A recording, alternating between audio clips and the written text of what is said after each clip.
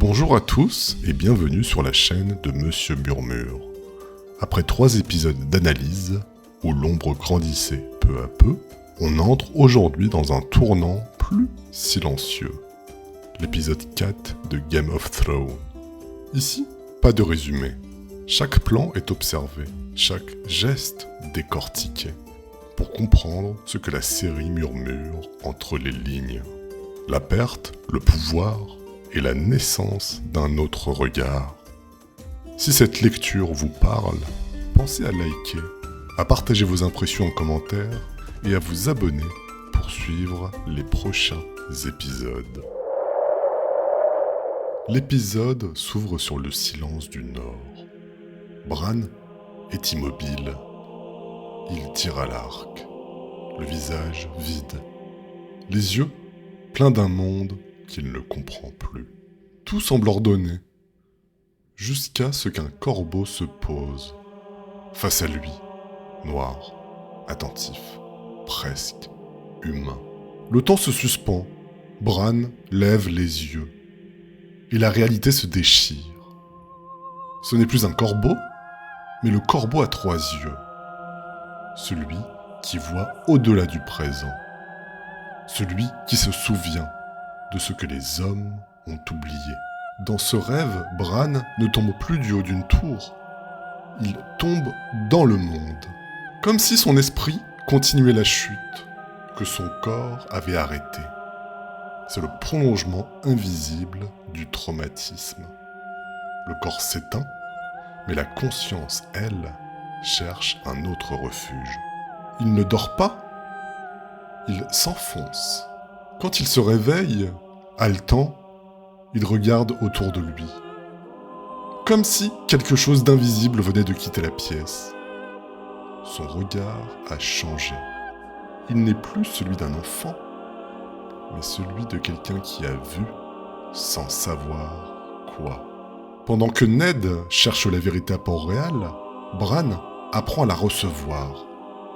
L'un creuse dans les livres, l'autre rêve avec les corbeaux.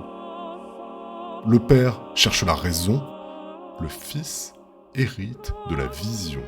Cette absence crée un lien paradoxal. Plus Ned s'éloigne, plus Bran s'éveille. La sagesse ne se transmet plus par la parole, mais par la perte. Quand un père quitte la maison, les dieux reprennent la parole. Bran vit dans un monde figé. Il ne marche plus, il n'explore plus. Il ne fait qu'écouter. Et dans cet arrêt forcé, quelque chose d'autre se met en mouvement. Le nord lui parle. Le vent, la pierre, les racines. Tout ce qui précède les hommes. Il devient le premier Stark à entendre le murmure des anciens dieux. Ceux qui ne demandent ni foi ni offrande, mais silence et regard. Quand le corps se tait, la terre se met à parler. C'est ici que la série bascule. Le surnaturel n'entre pas avec fracas, il se glisse dans l'immobilité d'un enfant. Greyjoy entre, et le loup grogne. Un instinct animal, une frontière invisible. Théon n'appartient pas à cette maison, et l'animal le sait avant les hommes. Entre le loup et le corbeau, Bran est partagé. Le premier incarne la meute, le second la solitude. Le premier protège, le second révèle. Il n'est plus seulement un Stark, il devient le passage entre la chair et la mémoire. Tyrion vient jusqu'à lui, petit, bancal, vêtu d'or et de rouge. Mais dans son regard, Bran ne lit ni pitié ni moquerie, seulement une idée. Tyrion parle peu, il montre un parchemin, une selle, pensée pour lui, un moyen de chevaucher à nouveau. Bran ne comprend pas tout, mais il sent quelque chose. Ce n'est pas un cadeau, c'est une promesse silencieuse. Celle qu'il peut encore avancer, autrement. Quand Tyrion part, le vent se lève, et Bran pour la première fois depuis sa chute, ne regarde plus en bas, mais droit devant. Certains miracles ne viennent pas des dieux, mais des hommes qui ont appris à souffrir. Les éclats d'un même monde brisé finissent toujours par se reconnaître. Pendant que Tyrion repart, Bran reste seul dans la forteresse. Et soudain, on comprend. Winterfell elle-même est paralysée. Bran est cloué, son père est absent. Et les loups dehors sentent venir le froid. L'immobilité de Bran devient la métaphore de la fragilité du Nord. Un royaume enraciné, solide, mais incapable d'avancer. Le Nord a encore des jambes, mais son cœur ne bat plus qu'à travers un enfant qui rêve. Tout dans cet arc est une question Dieu. Ceux du corbeau, ouvert sur 3 mondes, ceux du loup, fixé sur l'étranger, ceux de Bran, perdu dans l'entre-deux. Le regard devient la frontière entre réel et invisible. Ce que Bran voit, les autres refusent de le croire. Mais c'est à travers lui que la série s'ouvre à son destin mystique. L'œil intérieur vient de s'allumer.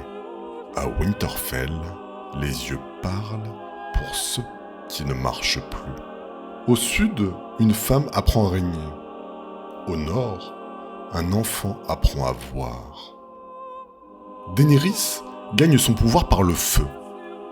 Bran par la glace. Elle s'impose au monde. Lui s'en retire. 2 trajectoires opposées, mais jumelles. Elles signent la naissance des 2 forces du récit. Le feu et la mémoire. Rien dans cet épisode ne semble encore basculer. Et pourtant, tout commence ici. Bran ne bouge pas. Mais c'est à travers lui que le monde s'ouvre. Son rêve est la première fissure du réel. La première respiration d'un univers qui dépasse les hommes. Le corbeau a choisi son hôte. Et dans ce choix, une promesse. Les dieux n'ont pas fini de parler. Le feu crépite dans la grande salle de Winterfell. La pierre résonne des pas d'un visiteur que personne n'attendait. Petit, bancal, Tyrion Lannister. Le lion du sud dans la tanière des loups. Les regards se tournent. Ici, chaque nom est un verdict.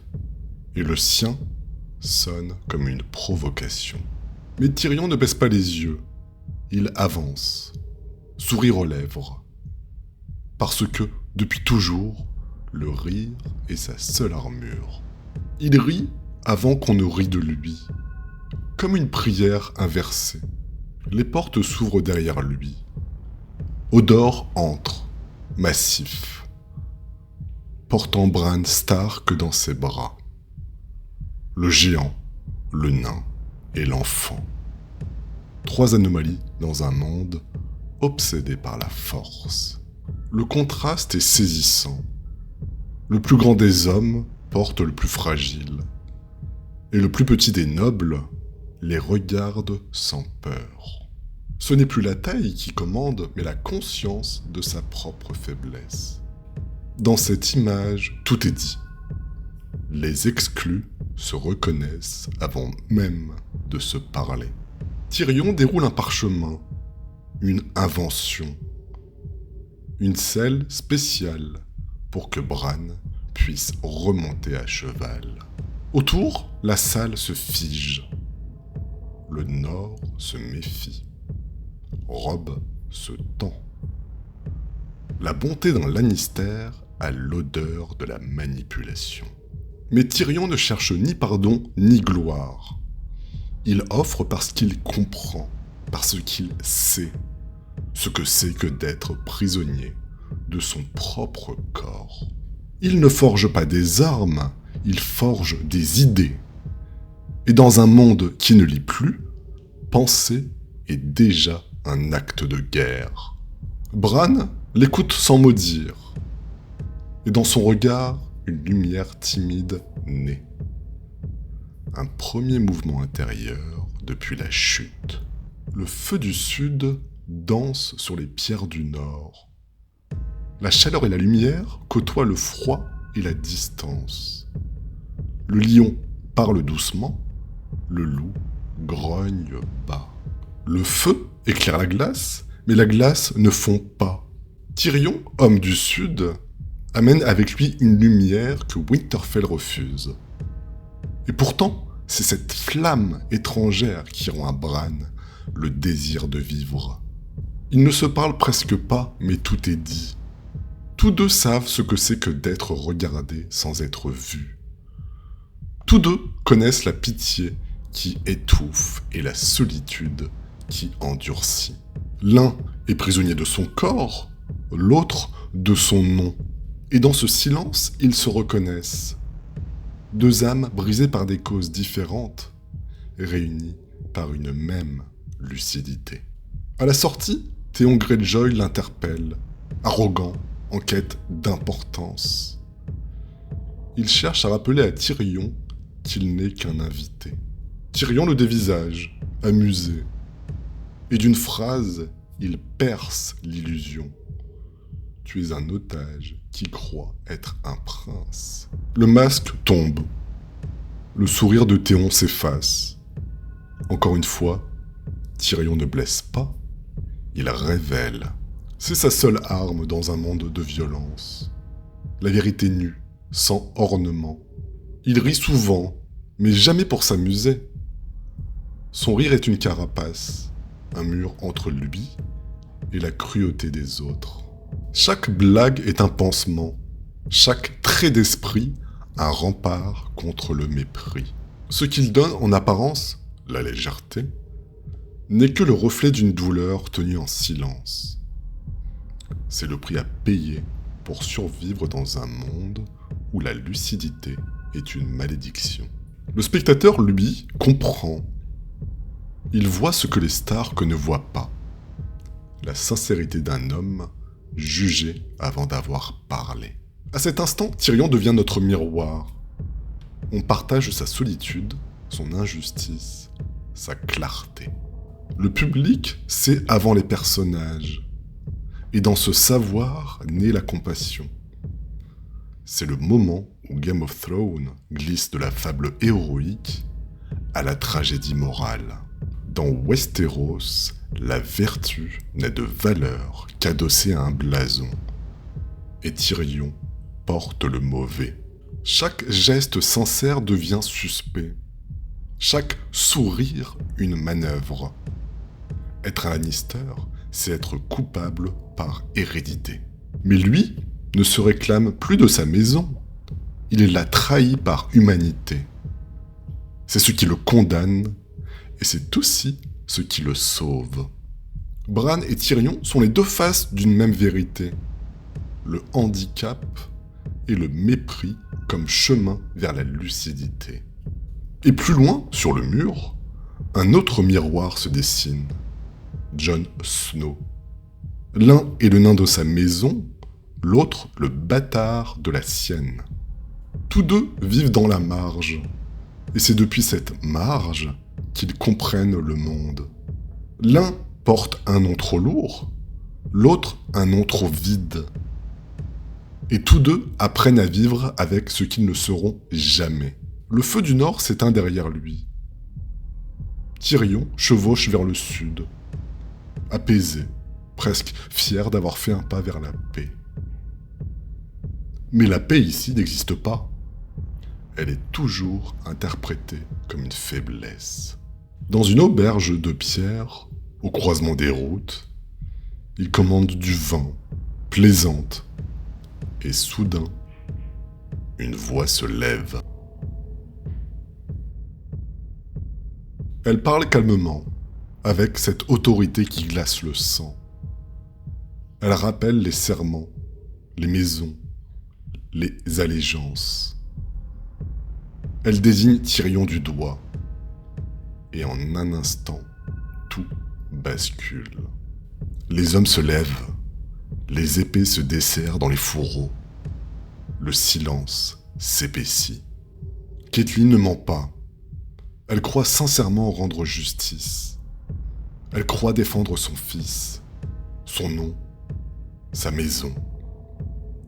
Et à cet instant, toute la salle la suit. Comme si la seule voix d'une mère suffisait à condamner un homme. Elle accuse Tyrion d'avoir voulu faire assassiner Bran. Elle croit tenir la preuve, un poignard, un nom, une rumeur devenue vérité. Dans un royaume où tout est signe, un mensonge répété devient une certitude. Tyrion n'a pas le temps de répondre. Les épées se lèvent et le jugement tombe avant le procès. Caitlin agit par amour, mais son amour devient une arme. Et dans ce fracas moral, personne ne se demande si la bonté d'un Lannister peut exister.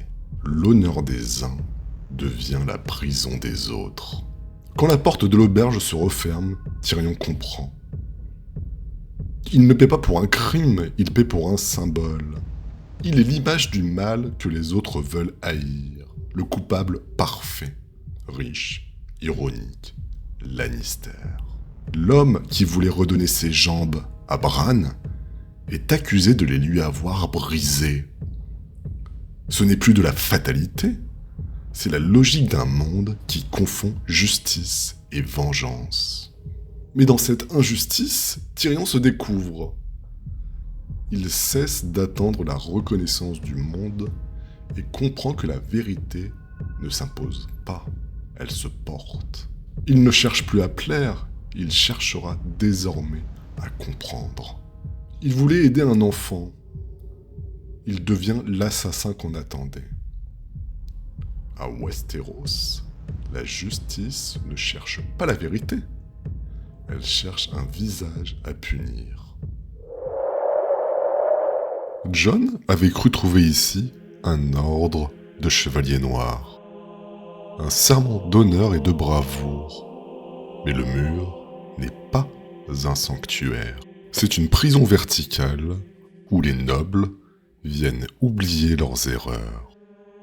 Et dans ce froid, la vraie noblesse ne tient plus au sang, mais à la manière de regarder ce qui tombe. Parmi les recrues, un corps tremble.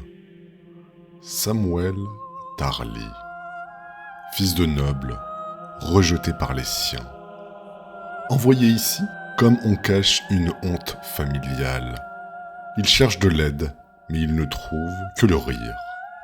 Il est lent, maladroit, trop doux pour ce monde. Et chaque coup qu'il reçoit semble vouloir lui rappeler qu'il n'aurait jamais dû naître. Jon regarde sans bouger. Le bâtard du Nord, le fils de personne.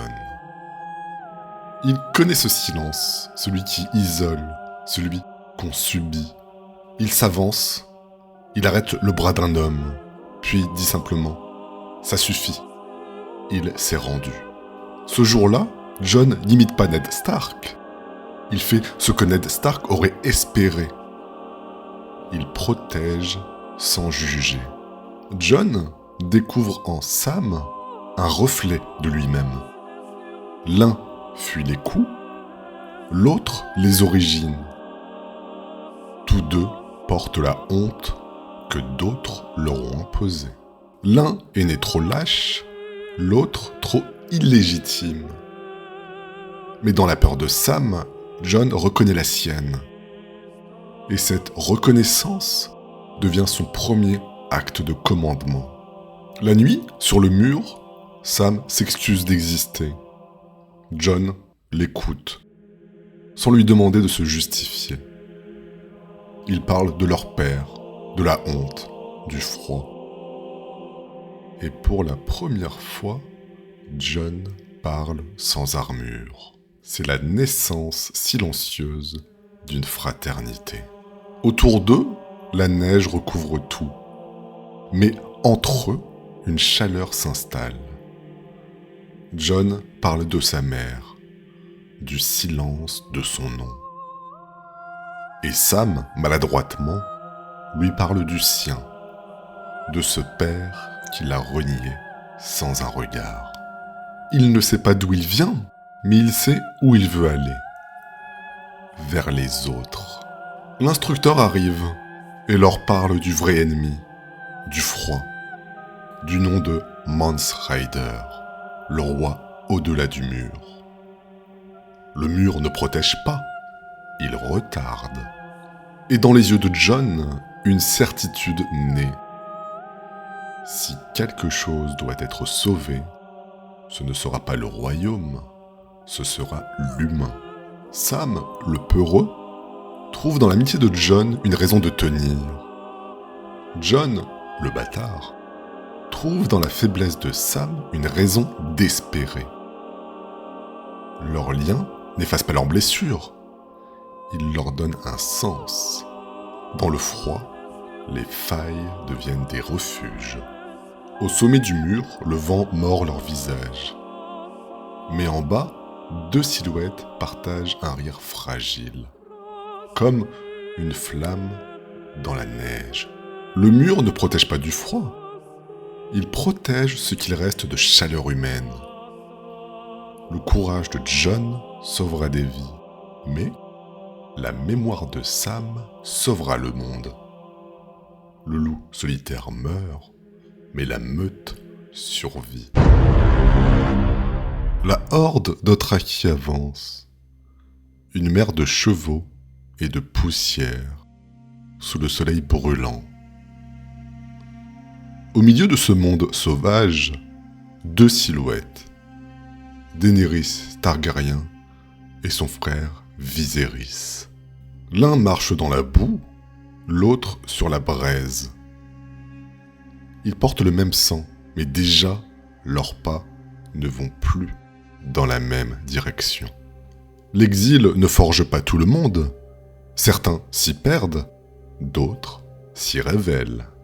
Ils arrivent à Vaes Dothrak, cité sacrée, là où les Dothraki déposent leurs armes et leur orgueil. Viserys regarde ce lieu avec dédain. Des monticules de boue, de la merde et des branches. Daenerys, elle, observe. Elle écoute. Elle apprend. Son regard ne juge plus, il comprend. C'est la première fissure dans leur hiérarchie. Lui reste prisonnier du rêve. Elle commence à voir la réalité. Sous la poussière et la chaleur, Daenerys change sans s'en rendre compte. Ses gestes s'affermissent, sa voix se pose. Les femmes Dothraki la respectent. Jorah la regarde avec prudence. Elle n'est plus la fille qu'on protège, mais la femme qu'on écoute. Et dans les yeux de Jorah, on comprend avant elle. La loyauté vient de changer de camp. Le pouvoir ne se prend pas, il se respire. Viserys, ailleurs, se baigne avec une esclave.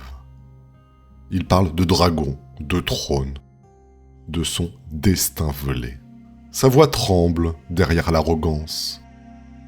Chaque mot qu'il prononce sonne faux, comme une récitation apprise d'un père mort. Mais dans ses yeux, il n'y a plus le feu, seulement la peur de disparaître. Une nuit, elle invite son frère à sa table. Elle veut lui offrir un repas, un présent, un moment de paix. Mais Viserys ne voit qu'une offense. Il entre, déjà ivre de rancune, la saisit brutalement, la frappe. Et alors, quelque chose se brise. Pas en elle, en lui.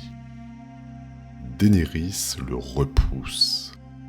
Sa voix est calme, tranchante.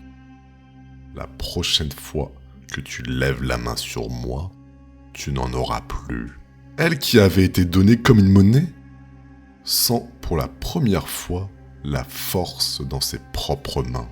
Dans cette phrase, toute la série bascule. La victime devient souveraine. Le frère, déchu avant même sa mort, n'est déjà plus qu'un souvenir pathétique d'un trône perdu. Le pouvoir ne crie pas, il se tait, et tout le monde s'incline. Sous la chaleur du camp, Daenerys discute avec Jorah Mormont. Les mots glissent naturellement. La route, la mer, le retour impossible. Et dans cette conversation, quelque chose se déplace. Pas dans les phrases, mais dans le regard. Elle comprend que Viserys ne les ramènera jamais chez eux. Il ne veut pas régner, il veut être adoré. Il n'a ni peuple, ni courage, ni vision. Son frère rêve d'un trône. Elle commence à rêver d'un royaume. Cette lucidité n'est pas une rébellion, c'est une naissance intérieure. La foi de Daenerys ne se tourne plus vers son frère, mais vers elle-même. Elle cesse d'attendre qu'on la conduise, elle commence à marcher. Viserys croyait régner par le sang. Daenerys régnera par la foi. Lui veut être craint. Elle veut être reconnue. Et dans ce contraste, la série trace sa loi. Le pouvoir ne se mesure pas à la couronne, mais à la façon dont on porte le regard des autres. Il voulait que le monde se souvienne de son nom. Elle fera que le monde se souvienne de son visage. Au milieu de la horde, Daenerys avance, droite, silencieuse.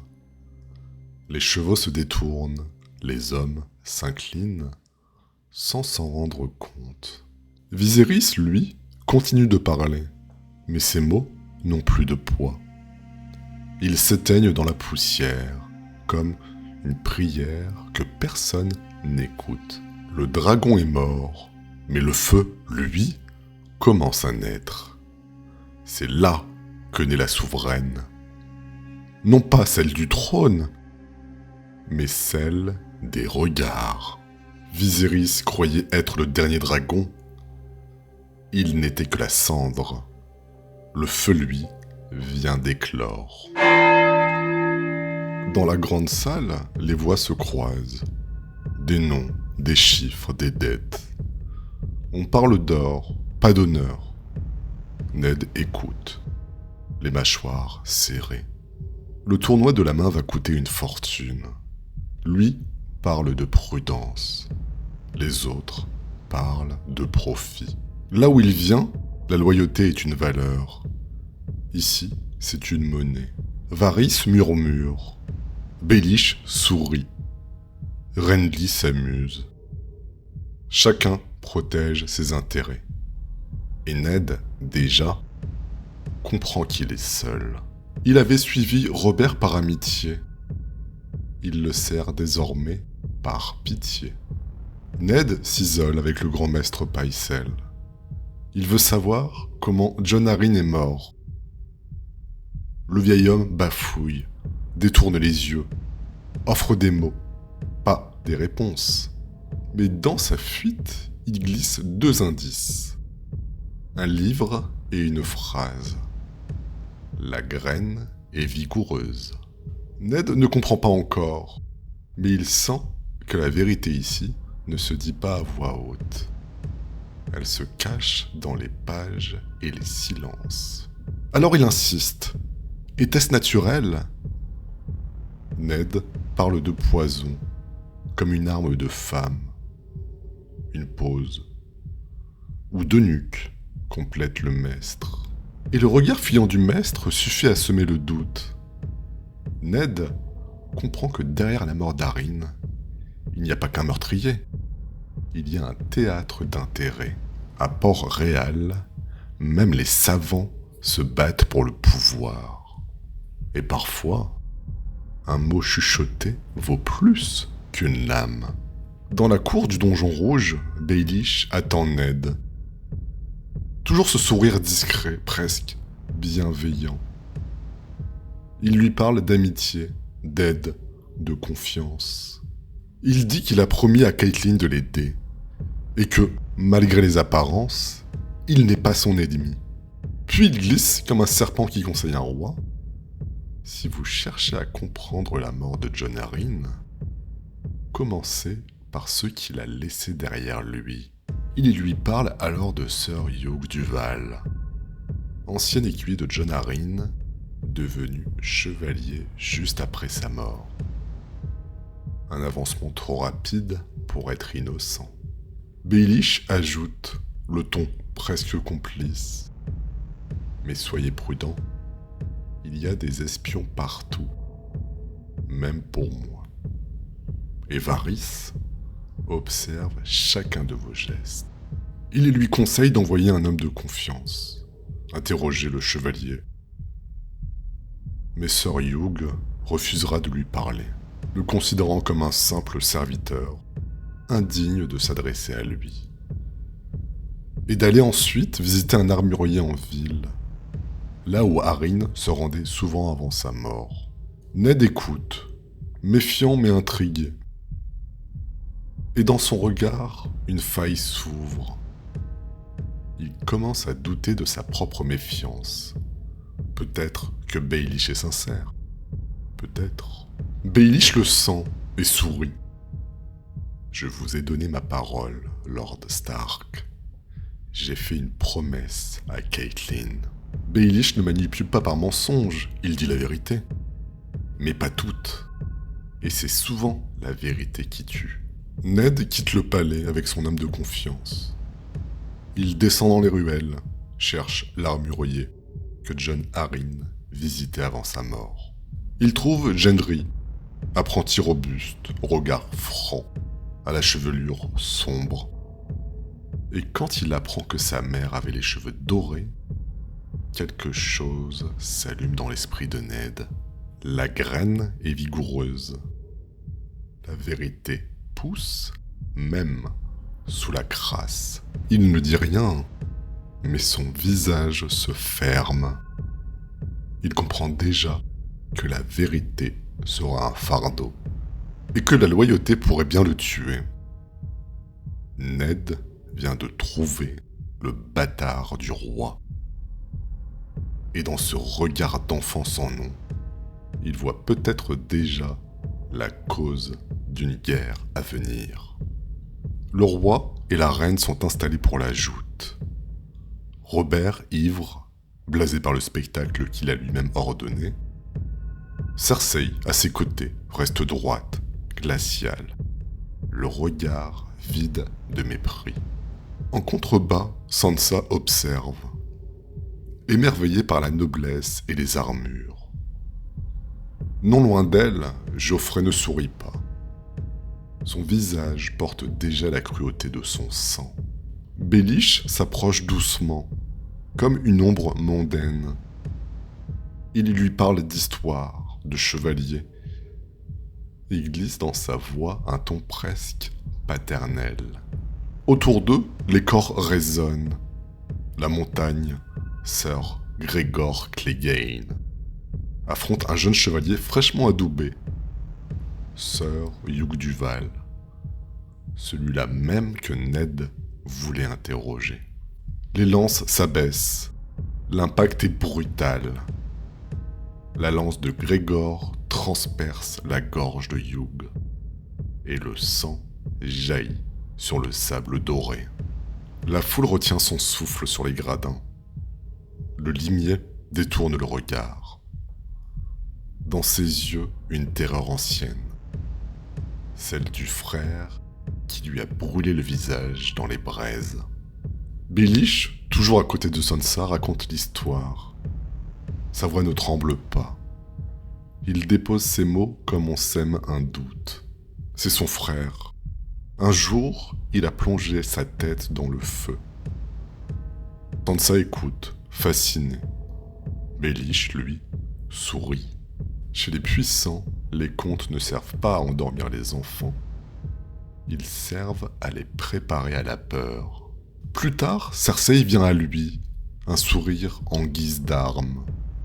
Elle parle du passé, du loup abattu, du pouvoir du roi.